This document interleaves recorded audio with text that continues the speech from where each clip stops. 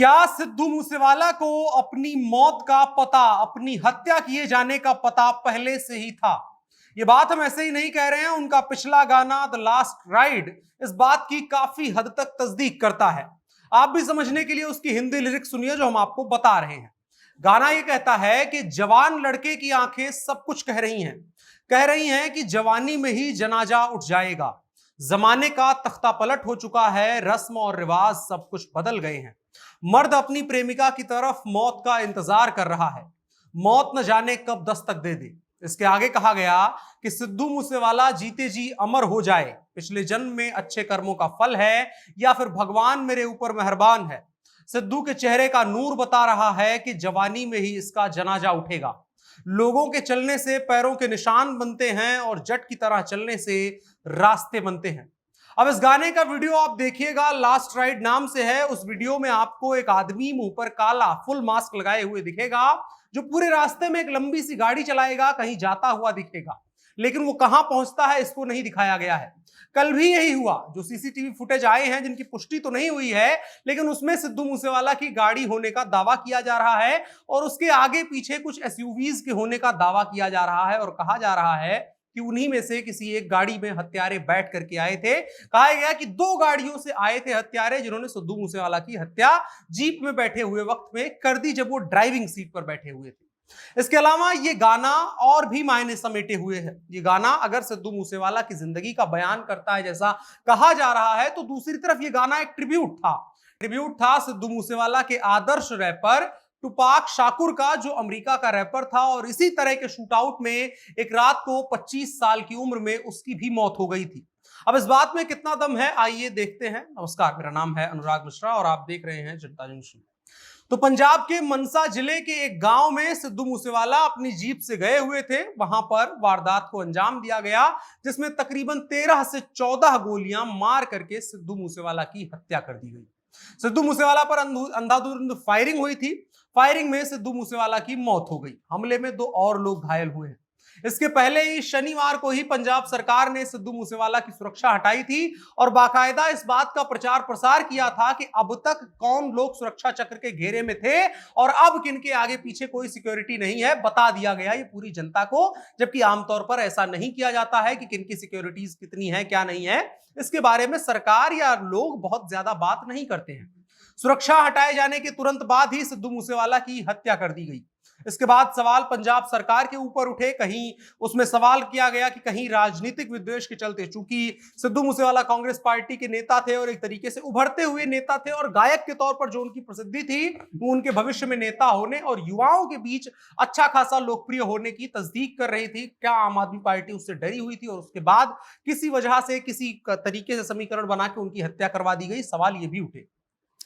इसके अलावा एक और नाम इसमें बार बार आ रहा है, गोल्डी या लक्की बरार का, जो शूटर है लॉरेंस बिश्नोई गैंग का। अब लॉरेंस बिश्नोई गैंग के बारे में थोड़ा सा जान लीजिए।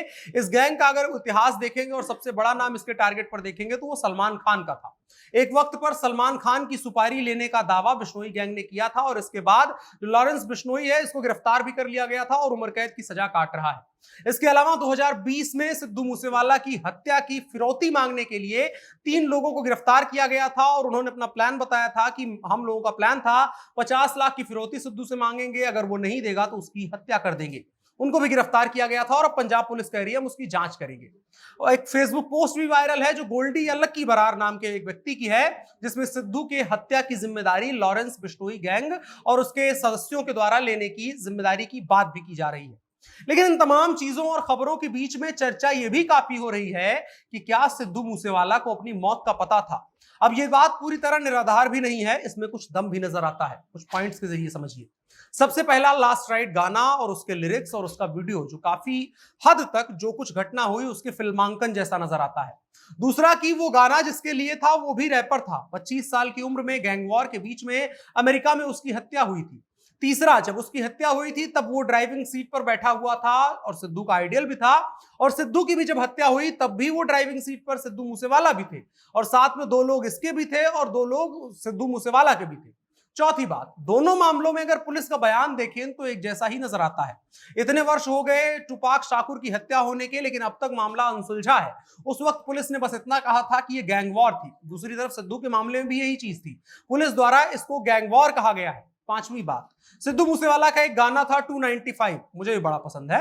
अब 295 को अगर देखें तो एक डेट बनती है 29 तारीख 5वां महीना, जो कल की डेट है जिस दिन सिद्धू मूसेवाला की हत्या की गई। छठवां, सिद्धू मूसेवाला के पास बुलेट प्रूफ गाड़ी थी और वो बिना सिक्योरिटी के जा रहे थे, तो जाहिर तौर पर बुलेट प्रूफ गाड़ी लेकर जानी चाहिए थी, लेकिन नहीं गए। अक्सर ऐसा देखने को मिलता है कि जिनके भी पास बुलेट प्रूफ गाड़ी होती है उनकी हत्या उसी रोज होती है जब वो बुलेट प्रूफ गाड़ी में नहीं होते हैं। आपको अगर उदाहरण के लिए समझना है तो उत्तर प्रदेश में कृष्णानंद राय की हत्या में भी ये बात सामने आई थी। उनके पास बुलेट प्रूफ गाड़ी थी, लेकिन अपने ही गांव में एक जा रहे थे कार्यक्रम में और वो बुलेट प्रूफ गाड़ी नहीं लेकर के जाते हैं। अंधाधुंध फायरिंग होती है और ताबड़तोड़ गोलियां मारी जाती है AK-47 से, और तकरीबन 20 गोलियां उनके शरीर से निकलती हैं। सिद्धू मूसेवाला के साथ भी यही हुआ है, 15 से 20 गोलियां उनके शरीर से निकलने की बात की गई है और तुरंत उसकी मौत की बात की गई है।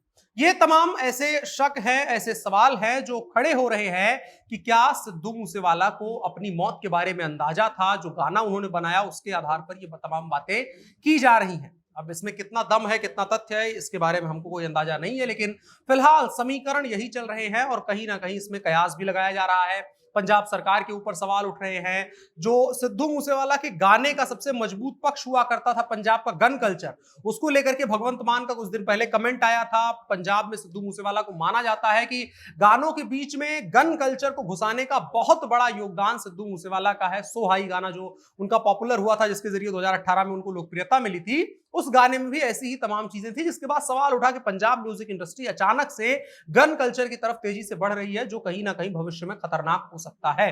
तो अब क्या ऐसा हो चुका है कि पंजाब में जो गन कल्चर है वो अमेरिका की तरह इस तरह से हो चुका है कि वहां पर गैंग वॉर होंगे लोगों के बीच में? अमेरिका में आए दिन ऐसी घटनाएं देखने को मिलती हैं और पंजाब में ऐसी घटना देखने को मिलना दिन दहाड़े AK-47 से किसी 28 साल के नवयुवक की हत्या हो जाना, जो गायक था, जो जिसकी खास किसी से दुश्मनी होनी नहीं चाहिए थी, लेकिन इतनी तगड़ी दुश्मनी हुई कि 3 अलग अलग बंदूकों से उस व्यक्ति के ऊपर हमला किया गया और ऑन द स्पॉट उसको मार दिया गया। सवाल बहुत सारे हैं। पंजाब सरकार को जवाब देना होगा, पंजाब पुलिस को जवाब देना होगा, नई नई बनी भगवंत मान की सरकार को जवाब देना होगा।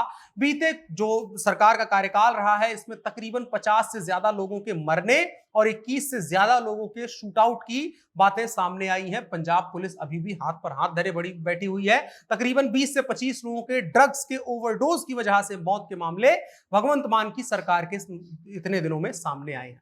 कहीं ना कहीं सवाल पंजाब पुलिस की प्रशासन व्यवस्था, वहां पर आतंकवादी हमला भी हुआ था, बहुत सारे सवाल हैं जिनके जवाब जल्द से जल्द पंजाब सरकार को देने होंगे, पंजाब पुलिस और कानून व्यवस्था को देने होंगे, अन्यथा मामला गंभीर हो सकता है। आप क्या सोचते हैं कमेंट बॉक्स में बता सकते हैं। साथ ही साथ वीडियो को साझा भी करिएगा। मेरा नाम अनुराग मिश्रा है, आप जनता जंक्शन देख रहे थे। कैमरे पर मेरे साथ ओम प्रकाश थे। शुक्रिया।